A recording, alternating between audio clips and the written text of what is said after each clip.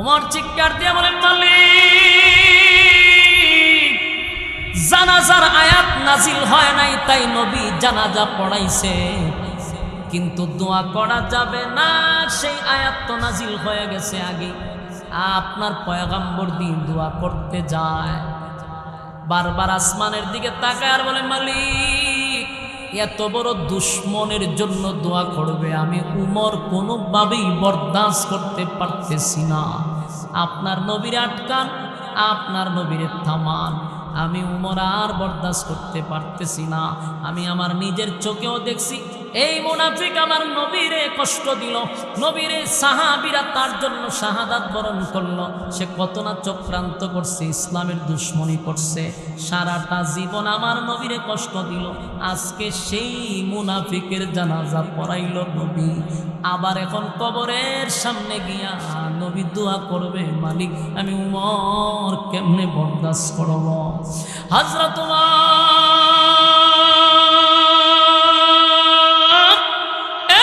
আসমানের দিকে তাকায়া বলেন, মালিক, জানাজা পড়ায়া দিলে এখন দোয়া কেন করবে গো, দোয়া কেন করবে, দোয়া কেন করবে, আমি বরদাস্ত করতে পারি না। উমর বারবার আসমানের দিকে তাকায়, নবী ডাইরেক্ট কবরের সামনে গিয়া দাঁড়ায়া গেছে। কবর দেওয়া শেষ, মাটি দেওয়া শেষ, এবার নবী দুইটা হাত উত্তোলন করবে, মুনাফিকের জন্য দোয়া করবে। আল্লাহর সাথে সাথে জিব্রাইল নবীর সামনে পাঠায়া দিছে। একটা জবান বন্ধ করবেন, আল্লাহু আকবার। জিব্রাইল বলে, নবী গো, দোয়া করবেন পরে, আগে শুনুন আল্লাহ কি পাঠাইছে, কি জানাইতে চায়, আগে শুনুন। দোয়া করবেন পরে। আপনার উমরের সিদ্ধান্তটা আল্লাহর কাছেই চূড়ান্ত সিদ্ধান্ত। একটা জবান বন্ধ রাখবেন, আল্লাহু আকবার। আরো জোরে বলেন, আল্লাহু আকবার। ঈমানের আওয়াজ দিয়ে বলেন, আল্লাহু আকবার। উমরের কত দাম, উমরের কত দাম, উমরের কত দাম। উমর যেটা চাইছিল আল্লাহ সেটাই পাঠাইছে। আল্লাহর আদালতে উমরের সিদ্ধান্তটা বড় পছন্দ, বড় পছন্দ। উমরের মেজাজ অনুযায়ী আল্লাহ তখন আরেকটা আয়াত নাজিল করে, ওয়ালা তুসাল্লি আলা আহাদিন মিনহুম মাতা আবাদা ওয়ালা তাকুম আলা কবরি। উমর কি চাইছিল? উমর চাইছিল নবী যেন জানাজা না পড়ায়, কিন্তু নবী জানাজা পড়াই দিল। উমর চায় নাই বেঈমানের জন্য দোয়া করার জন্য। নবী হাত তোলার আগে আল্লাহ হাত নামায়া দিছে, বন্ধু আপনি হাত তুলবেন না। এই মুহূর্তে উটের কিছু নারী বুড়ি আর মুহাম্মদের উপরে রেখে দিতে। একজন বলল আমি পারব, দৌড়াইয়া নবীর পিঠের উপরে উটের নারী বুড়ি রেখে দিল। আল্লাহর নবী সেজদায় গেছে, উটের নারী বুড়ির ভারের কারণে পয়গম্বর সেজদার থেকে উঠতে পারে না, চেহারাটা লাল হয়ে গেছে। অনেকক্ষণ সময় সেজদার থেকে রাসূল উঠতে পারে না। খলিফাতুল মুসলিমিন হযরত আবু বকর সিদ্দিক রাদিয়াল্লাহু তাআলা দৃশ্যটা দেখার পরে আবু বকর কান্না শুরু করল আর বলতে লাগলো, তোমরা এটা কোন ধরনের কাজ করলা? যেই লোকটা কোনোদিন তোমাদের সঙ্গে ঝগড়া করে নাই, কোনোদিন চোখ রাঙ্গায়ও তোমাদের দিকে তাকায় নাই। তারা এই কথা বলার পরে আবু বকরের উপরে হামলা শুরু করে দিল।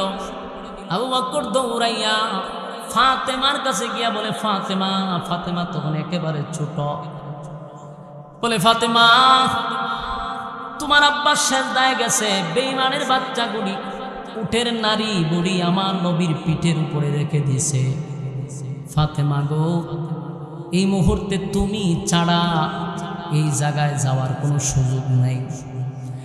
ফাতেমা দৌড়াইয়া গেলেন, গিয়া খানা কাবার সামনে আল্লাহর নবী সেজদায় পড়ে আছে, পিঠের উপরে উটের নারী বুড়ি পর্যন্ত রেখে দিল। ফাতেমা চিৎকার দিয়া বলে, এই মক্কার মানুষেরা, আমার বাবা তোমাদের সঙ্গে কি অপরাধ করলো? আমার বাবা কোনোদিন কারো দিকে চোখ রাঙ্গায়া তাকায় নাই, কাউকে কোনোদিন গালি দেয় নাই, কারো হক নষ্ট করে নাই, কোনোদিন মিথ্যা কথা বলে নাই। আজকে আমার বাবা সেজদায় গেছে, তোমরা উঠের নারী বুড়ি দিয়া রাখছ। আম্মা জান এই দৃশ্য দেখার পরে ফাতেমা দৌড়ায় ছোট ছোট হাত দিয়া, ছোট মানুষ বাবার শরীরের উটের নারী বুড়ি ধাক্কাইতে ধাক্কাইতে তারপরে নবীর পিঠ থেকে সরাইছে। ফাতেমা কান্দে আর বলে, আমার বাবার কি অপরাধ? আমার বাবা তো কারো সঙ্গে ঝগড়া করে নাই, কারো ক্ষতি করে নাই, এরপরও কেন একের পর আমার বাবার উপরে তোমরা এমন নির্যাতন করো? ফাতেমা কাঁদতেছিল। নবীজি সেজদা থেকে মাথা মুবারক উঠাইলেন, নবীর চেহারার মধ্যে রক্ত জমাট হয়ে গেছে। এতক্ষণ সময় সেজদা, নবীজি সালাম ফিরাইলেন। সালাম ফিরানোর পরে তাকায়া দেখে কতগুলা বেঈমানের বাচ্চাগুলি দাঁড়াইয়া টিটকারি মস্কারি হাসি তামসা করতেছিল। আল্লাহর নবী সচরাচর কাউকে অভিশাপ দেন, কিন্তু পয়গম্বর সেদিন দুইটা হাত উত্তোলন করে বলে, মালিক আমার শরীর দিয়া রক্ত জড়াইছে, এরপরও কোনোদিন তোমার কাছে আমি অভিশাপ দিইনি, তাদের ব্যাপারে কোনো নালিশ করি নাই, রক্তাক্ত হয়েছি নালিশ করি না, দিনের দাওয়াত দিতে গিয়ে আমি মায়ের খাইছি, নির্যাতনের শিকার হয়েছি, কোনোদিন উপশব্দটাও করি নাই। কিন্তু আল্লাহ তোমার কাজে যদি কেউ আমারে বাধা দেয় তাহলে আমি নবীটা বরদাস্ত করতে পারি না।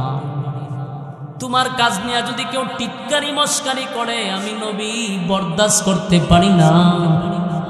আমি সেজদায় গেছি, তারা উটের নারী বুড়ি দিছে, আমার দুঃখ ছিল না, কিন্তু নামাজ নিয়ে আপনার হুকুম নিয়ে তারা টিটকারি মস্কারি হাসি তামসা করতেছে আমার ছোট্ট মেয়েটার সামনে। আল্লাহর নবীর চোখ দিয়া পানি পড়ে গেছে, আর বলে, মালিক তুমি তাদের বিচার করো, তাদের বিচার তুমি করবা, যেইভাবে তারা টিটকারি মস্কারি করতেছে আল্লাহ তুমি তাদের বিচার করবা। ঠিক নবীর দোয়াটা এমন ভাবে কবুল হয়েছে, বদরের যুদ্ধে এই লোকগুলা যখন গেছিল যুদ্ধ করার জন্য নবীর সঙ্গে, একটাও ফিরে আসে নাই, সবগুলারে সাইজ করছে, কুচি কাটা করছে। নবীর দোয়া কবুল হয়ে গেছে, অভিশাপ সবগুলারে সাইজ করছে। বদরের যুদ্ধে একটাও ফিরাইছে না, আবু জাইল্লা সহ। আল্লাহর নবীরে তারা টিটকারি মস্কারি করত, প্রকাশ্যে কেউ নামাজ পড়তে পারত না, কিন্তু খলিফাতুল মুসলিমিন উমর ইসলাম গ্রহণ করার পরে তাকায়া দেখলো মানুষ গোপনে গোপনে নামাজ পড়ে, প্রকাশ্যে নামাজ পড়ে না। হযরত ওমর বললেন, হুজুর নামাজ তো এটা আল্লাহর হুকুম। বলে হয়, তা আমরা তো আল্লাহর হুকুম পালন করতেছি, আপনি আল্লাহর রাসূল, আমরা আপনার তরিকায় চলি, আল্লাহর হুকুম মানি, কিন্তু তো অন্যায় কোনো কাজ করি না আমরা। তাহলে এই আল্লাহর হুকুম নামাজ কেন আমরা লুকাইয়া লুকাইয়া গোপনে গোপনে পড়ব? আপনি আমার অনুমতি দেন, আমি একটা বক্তব্য দিব। হযরত ওমর তরবারিটা হাতে লইয়া এই মক্কার অলিতে গলিতে ডাক দিয়া বলে, তোমরা কারা গো? আমি ওমর তোমাদের উদ্দেশ্যে করে বলি, কেউ যদি তোমাদের সন্তানকে এতিম বানাইতে চাও, আমি উমরের তরবারির কাছে চলে আসো। কারো স্ত্রীকে যদি বিধবা বানাইতে চাও, আমি উমরের তরবারির কাছে চলে আসো। এইভাবে উমর ডাকতেছে। আবু জাইল্লা সিন এলাকা, আবু জাইল্লা কেডা রে? আমার আয়াতের ভিতরে এসে বড় বড় কথা দৌড়াইয়াও একটা তরবারি লিয়ে গেছে, গিয়া দেহে কেন উমর খারাপ, উমরে বক্তব্য দিতেছে। আবু জাইল্লা তরবারিটা আবার ঢুকাইয়া চুপ করে ঘরের ভিতরে ঢুকে গেছে। সব বনে উমর, কারণ উমরের সামনে তরবারি নিয়ে খারুগার মতো কোনো বেড়া ছিল না, পাওয়ার ছিল না। খলিফাতুল মুসলিমিন উমর সাধারণ কোন সাহাবী না, সেই খলিফাতুল মুসলিমিন উমর যেই মাত্র লোকটার মাথা বডির থেকে আলাদা করে দিল, আর বলল আমার নবী বিচার করে দিছে, তোর বুঝি বিচার পছন্দ হইল না, তাহলে আমি উমরের কাছে বিচারের সমাধানের জন্য আসছস। আমার সমাধান হলো নবীর বিচার যার পছন্দ হয় না, আমি উমরের বিচার হলো তার বডির থেকে মাথা আলাদা করে দেওয়া, আলাদা করেছে। কিন্তু ঘটনা তো শেষ হয়েছে, যেই লোকটারে মারছে এই লোকের আত্মীয় স্বজন আবার উমরের বিরুদ্ধে মামলা করছে, হত্যা মামলা করছে। কি মামলা? হত্যা মামলা করছে রাসূলের আদালতে। রাসূল তখন প্রেসিডেন্ট। রাসূলের আদালতে যখন হযরত উমরের বিরুদ্ধে যখন মামলা করলো, আল্লাহর পয়গম্বর এত পেরেশানির মধ্যে পড়ছে, এত চিন্তায় পড়ে গেছে। কারণ নবীজি যদি বিচার করে, এখন ইসলামিক আইন অনুযায়ী বিচার হইল হত্যার বদলা হত্যা। হত্যা বলুন, হত্যার বদলা হত্যা করেন না, হত্যার বদলা হত্যা। এটা হল ইসলামিক আইন। যদি বাংলাদেশে এটা চলমান থাকতো, বাংলাদেশে তো খুন খারাপি হইতো নি। হ্যাঁ, এই ওয়াজ করলে এরা আমরা হয়তো বর্বরের আইন, নাউজুবিল্লাহ, ইহারা ইসলামিক আইন আর পছন্দ হয়।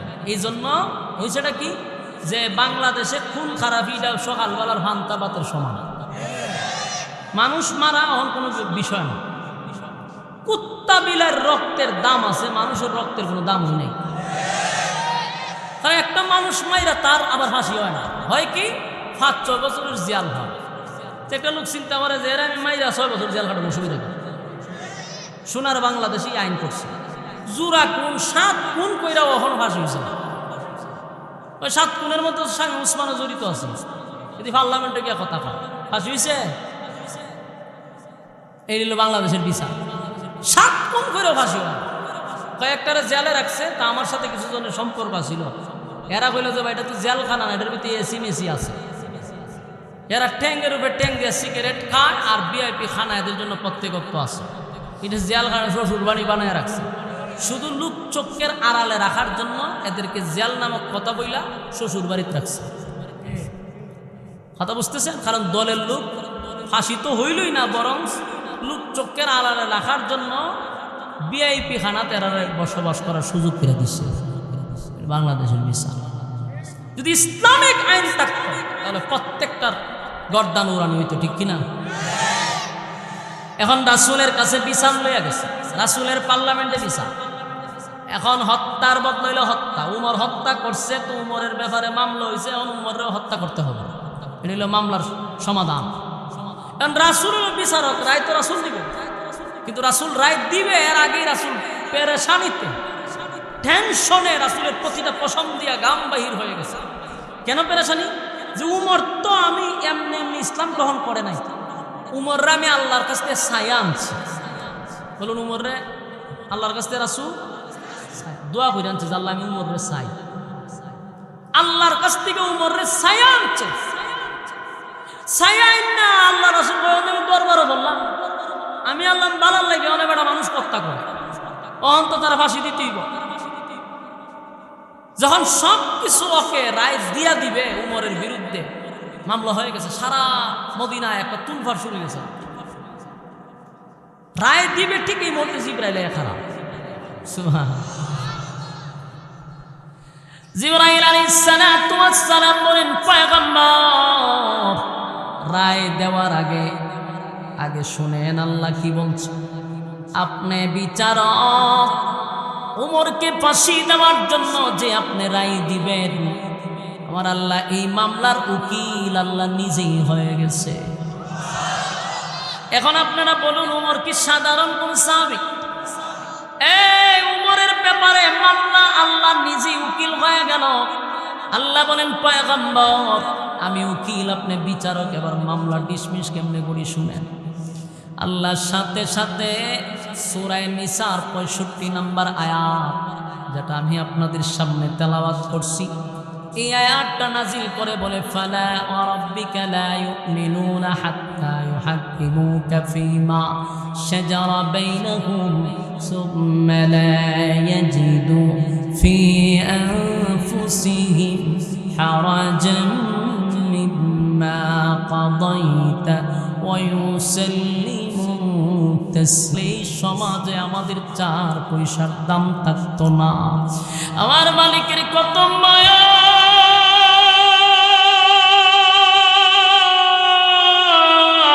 গুনাহ করার পরও মালিক আমাদের গুনাহটা ঢাইকা রাখে গো।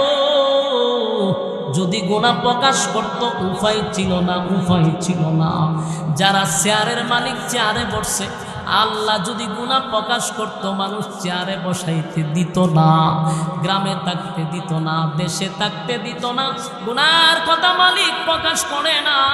গুনাহ করার পর মালিক ইজ্জত দেয়, বন্দারে সম্মান দেয়, চেয়ারে বসায়, বড় বড় ক্ষমতার চেয়ারে বসায় রাখে। যদি তার গুনাহ প্রকাশ হয় তাহলে জনগণ তাকে ফুলের মালা না দিয়া জুতার মালা দিত।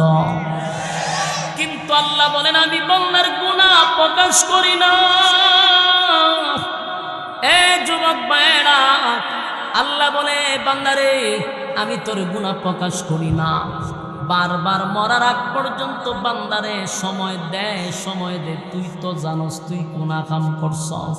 গুনাহগার তার মনে মনে জানা আমি আমার গুনাহ জানি যে আমি কত অপরাধ করে আছি। আমার গুনাহ যদি মালিক প্রকাশ করে ইজ্জত থাকবে না, ইজ্জত থাকবে না।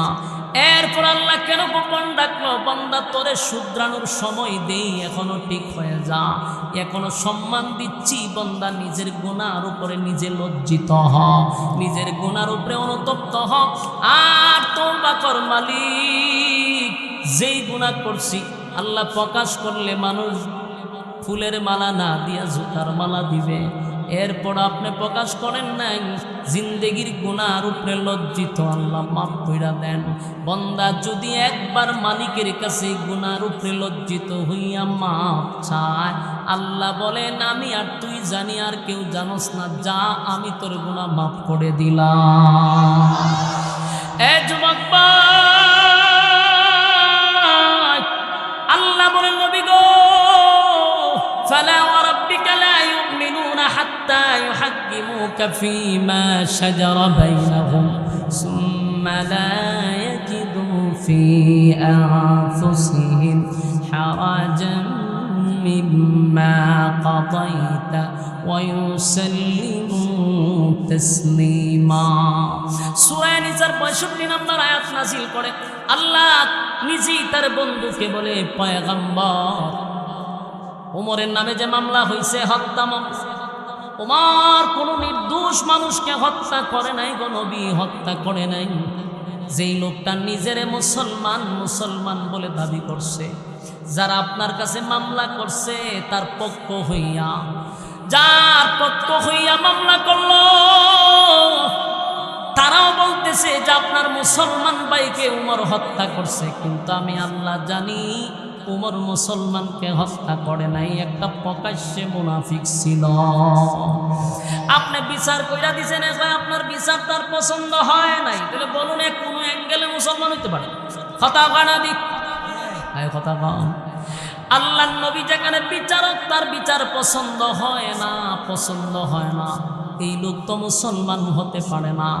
উমরের পক্ষে আমার আল্লাহ রায় দিছে, সুবহানাল্লাহ।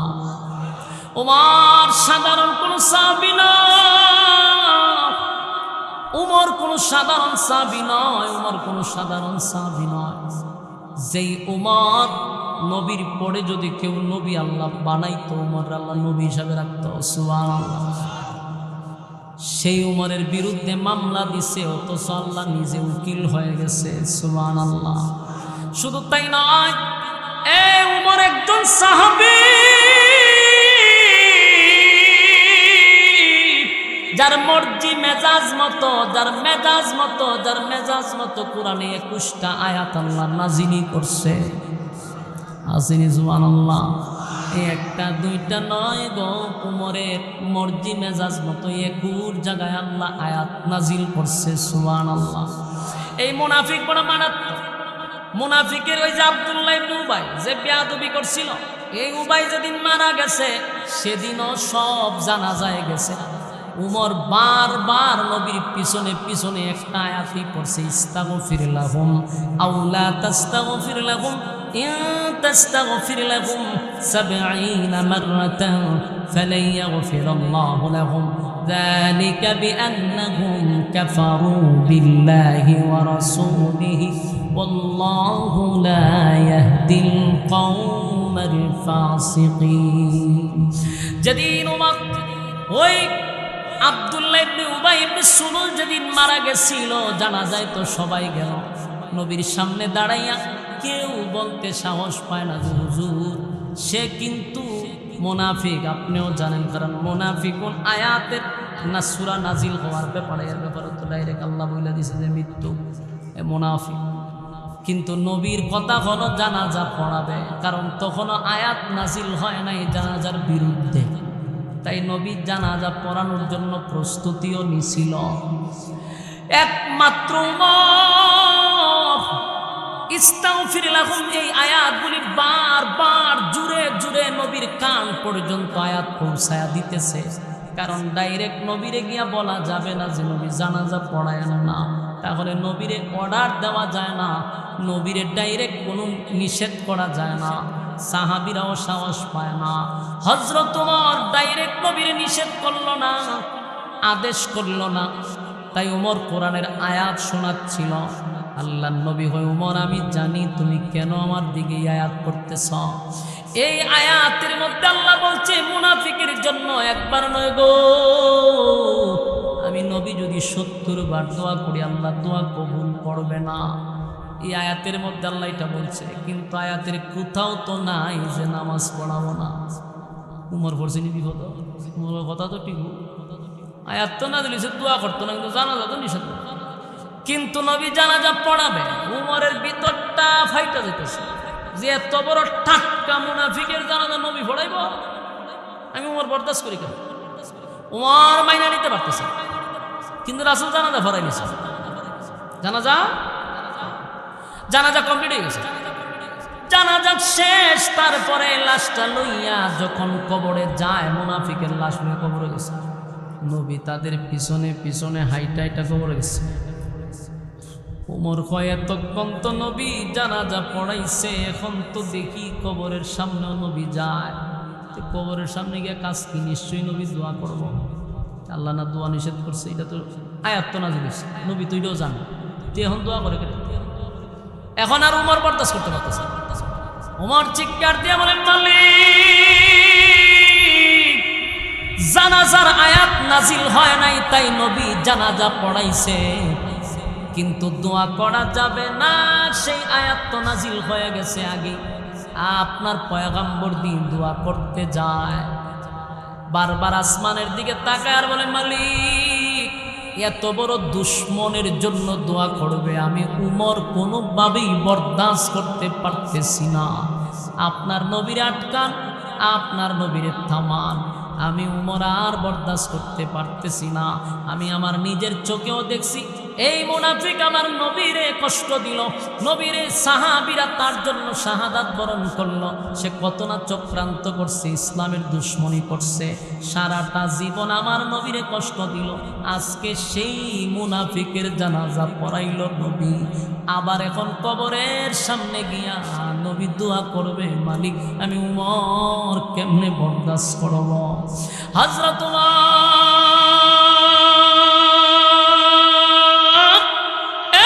আসমানের দিকে তাকায়া বলেন মালিক জানাজা পড়ায়া দিলে এখন দোয়া কেন করবে গো? দোয়া কেন করবে? দোয়া কেন করবে? আমি বরদাস্ত করতে পারি না। উমর বারবার আসমানের দিকে তাকায়, নবী ডাইরেক্ট কবরের সামনে গিয়া দাঁড়ায়া গেছে। কবর দেওয়া শেষ, মাটি দেওয়া শেষ, এবার নবী দুইটা হাত উত্তোলন করবে, মুনাফিকের জন্য দোয়া করবে। আল্লাহর সাথে সাথে জিব্রাইল নবীর সামনে পাঠায়া দিছে। একটা জবান বন্ধ করবেন, আল্লাহু আকবার। জিব্রাইল বলে নবী গো দোয়া করবেন পরে, আগে শুনুন আল্লাহ কি পাঠাইছে, কি জানাইতে চায়, আগে শুনুন। দোয়া করবেন পরে। আপনার উমরের সিদ্ধান্তটা আল্লাহর কাছেই চূড়ান্ত সিদ্ধান্ত। একটা জবান বন্ধ রাখবেন, আল্লাহু আকবার। আরো জোরে বলেন আল্লাহু আকবার। এই ইমানের আওয়াজ দিয়ে বলেন আল্লাহু আকবার। ওমরের কত দাম, ওমরের কত দাম, ওমরের কত দাম। ওমর যেটা চাইছিল আল্লাহ সেটাই পাঠাইছে। আল্লাহর আদালতে ওমরের সিদ্ধান্তটা বড় পছন্দ, বড় পছন্দ। ওমরের মেজাজ অনুযায়ী আল্লাহ তখন আরেকটা আয়াত নাজিল করে, ওয়ালা তুসাল্লি আলা আহাদিন মিনহুম মাতা আবাদাও ওয়ালা তাকুম আলা কবরি। আয়াত নাজিল হইছে। ওমর কি চাইছিল? ওমর চাইছিল নবী যেন জানাজা না পড়ায়, কিন্তু নবী জানাজা পড়াই দিল। ওমর চায় নাই বেঈমানের জন্য দোয়া করার জন্য। নবী হাত তোলার আগেই আল্লাহ হাত নামায়া দিছে, বন্ধু আপনি হাত তুলবেন না, আপনি আমার বন্ধু, আপনি নবী। নবী হইয়াও যদি কোনো মুনাফিকের জন্য একবার নয়, আপনি নবী যদি 70 বার দোয়া করে, আমি আল্লাহ আপনার দোয়া কবুল করব না। কি বুঝলেন? মুনাফিক কি সাধারণ না আরো নিকৃষ্ট? কথা বললেন, মুনাফিক বড় নিকৃষ্ট। আপনি তাদের জন্য দোয়া 70 বার করলেও আমি কবুল করব না। কিন্তু এরপরেও নবী জানাজা পড়াইল। এখন আল্লাহ আয়াত নাজিল করে, ওয়ালা তুসাল্লি আলা আহাদিন মিনহুম মাতা আবাদাও ওয়ালা তাকুম আলা কবরি। এখন এর যে আয়াত নাজিল হইছে, এটা সম্পূর্ণ ওমরের মেজাজ অনুযায়ী আল্লাহ নাজিল করছে। আল্লাহ নাজিল করে বলে, বন্ধু নেক্সট টাইমে, পরবর্তীতে, ভবিষ্যতে আর কোনো দিন আপনি মুনাফিকের জানাজা পড়বেন না। সুবহানাল্লাহ বাড়ি দিয়া। উমর কিন্তু এটাই চাইছিল, বারবার আকাশের দিকে তাকায় বলছিল, আল্লাহ জানাজা বন্ধ করে দেন। কিন্তু জানাজা নবী পড়াইছে, কিন্তু নেক্সট টাইমে আর মুনাফিকের জন্য জানাজা পড়ানো যাবে না। কথা কি বুঝতেছেন? মুনাফিকের জন্য আর জানাজা হবে না কিয়ামত পর্যন্ত। কিয়ামত পর্যন্ত কোন মুনাফিকের জানাজা আমি আপনি আর পড়তে যাব না। রাজি আছি? কথা বলা রাজি নেই? মুনাফিকের জানাজা আমরা পড়ব না, পড়াইব না, উপস্থিত থাকব না। কথা বল। মুনাফিক বড় জঘন্য, জঘন্য। আমাদের সমাজে মুনাফিক আছে, এখানে একরকম, ওই জায়গায় আরেক রকম, আছে না? না, এখানেও তাল ঠিক রাখে, ওই জায়গা তো তাল ঠিক রাখে। সব জায়গায় মিল্লা জিল্লা চলে। বাস্তব না বাস্তব? হেরে দিয়ে হেরে লাগা, হেরে দিয়ে হেরে লাগা। যেই বেটা যেটা করে না, হেইটা হয়ে বই করে। আর মানুষের মধ্যে সে ঝগড়া সৃষ্টি করে, আর কথায় কথায় কথায় মিথ্যা বলে, কথায় কথায় কসম করে। তার কথা বিশ্বাস না করলে সে ঘন ঘন কসম করে মানুষকে কথা বিশ্বাস করানোর চেষ্টা করে। এই মুনাফিকগুলারে চিনে রাখবেন। মুনাফিকদের আরো অনেকগুলা লক্ষণ আছে, সবগুলা বলার সময় নাই, তাই সংক্ষেপে বলি। মুনাফিক বড় জঘন্য, বড় জঘন্য। আল্লাহ আয়াত নাজিল করে বলে, হাবিব আয়াত নাজিল হয়ে গেল, নেক্সট টাইমে পরবর্তীতে আর কোনোদিন মুনাফিকের জানাজায় অংশগ্রহণ করবেন না। নবীরে নিষেধ করা মানে উম্মতি মুহাম্মদীর জন্য কিয়ামত পর্যন্ত মুনাফিকের জানাজায় যদি আমরা যাই, তাহলে আয়াত অস্বীকার করলাম। আমরা কিন্তু আয়াত অস্বীকার করলে কাফের না মুমিন? কথা হয় না? তাহলে যদি যান, তাহলে আয়াত অস্বীকার করলেন। সাবধান। আয়াত নাজিল হওয়ার পরে আল্লাহ বলেন, বন্ধু ভবিষ্যতে আর মুনাফিকের জানাজা পড়াবেন না। এখানেই শেষ না, উমরের মনের তৃপ্তিও মিলল। এরপরে অংশে বলেন, ওয়ালা তুসাল্লি আলা আহাদিন মিনহুম মাতা আবাদা ওয়ালা তাকুম আলা কবরি। এরপরে বলে, কোন মুনাফিকের কবরের সামনে দাঁড়াইয়া আপনি নবী আর কোনোদিন মুনাজাত করবেন না। উমর যা চায় গো, আল্লাহ তা চায়। উমরের সিদ্ধান্ত আল্লাহর কাছে বড় পছন্দ, বড় পছন্দ। এই উমর যখন ওনার নামে মামলা হয়ে গেল, আল্লাহ সাথে সাথে আয়াত নাজিল করে বলে, ফালা ওয়া রাব্বিকা লা ইউমিনুনা হাত্তা ইউহাক্কিমুকা ফীমা শাজারা বাইনাহুম সুম্মা লা ইয়াজিদু ফী আনফুসিহিম হারাজান মা কাদাইতা ওয়া ইউসাল্লিমু তাসলিমা। আল্লাহ বলেন, হাবিব আপনার রবের কসম করে বলি, উমর কাউকে নিরপরাধ মানুষকে হত্যা করে নাই, নির্দোষ মানুষকে হত্যা করে নাই। যেই লোকটাকে হত্যা করা হয়েছে সে প্রথম আপনার কাছে বিচার নিয়ে আসছে, আপনি বিচার করে দিলেন। সে উমরের কাছে, ওই লোকটার কাছে গিয়া বলে, রাসূলের বিচার পছন্দ হয় না। যেই লোকটা আপনার কাছে ঈমান আনার পরে বলে যে আপনার বিচার পছন্দ হয় নাই, এই লোক কোনোদিন মুমিন হতে পারে না। উমর কোনো মুমিন বান্দাকে হত্যা করে না, একজন মুনাফিকরে হত্যা করছে। মুনাফিক হলো সমাজের জন্য ভাইরাস। উমর ভাইরাস দূর করছে, এটা উমর কোনো অপরাধ করে নাই। এমন মুনাফিকের কে কতল করাই দরকার, উমর সেটাই করছে। সুবহানাল্লাহ। সাথে সাথে আল্লাহ নিজে উকিল হইয়া মামলা ডিসমিস, উমর নিরপরাধ। বলুন, উমর কি সাধারণ কোনো সাহাবী? কথা হয় না। যুবক ভাইরা, এখান থেকে শিক্ষা গ্রহণ করো, শিক্ষা গ্রহণ করো, শিক্ষা গ্রহণ করো। নিজের দাবি করবা মুসলমান, ইসলামের আইন কানুন আপনি আমার ভালো লাগে না, নবীর তরিকা অনুযায়ী জীবন যাপন করতে ভালো লাগে না। নবীর তরিকা মানে নবীর যতগুলা, আমরা নবীর তরিকা বলতে কি বুঝি? আল্লাহর নবী যা করে গেছেন, যা বইলা গেছেন করার জন্য, এর বাহিরেও যাওয়া যাবে না, কমানোও যাবে না। কথা হয় না। বাড়ানো যাবে না, কমানো যাবে না। এখন যদি আপনি নবীর তরিকার বাহিরে গিয়া একটা বেশি আগাইতে চান, তাহলে মুনাফিকের ভূমিকা করবেন। মুনাফিকরাও বেশি আবেগ দেখায়, যদি আবেগ দেখায়, যদি নবীর তরিকা তো নাই। 5-4 রাকাতের নামাজের মধ্যে যদি 6 রাকাত পড়ে, বলে লোকটা তো নামাজ 2 রাকাত বেশি পড়ছে, কিন্তু এটা অতিভক্তি, কারণ নবীর তরিকা নাই। কথা বল না।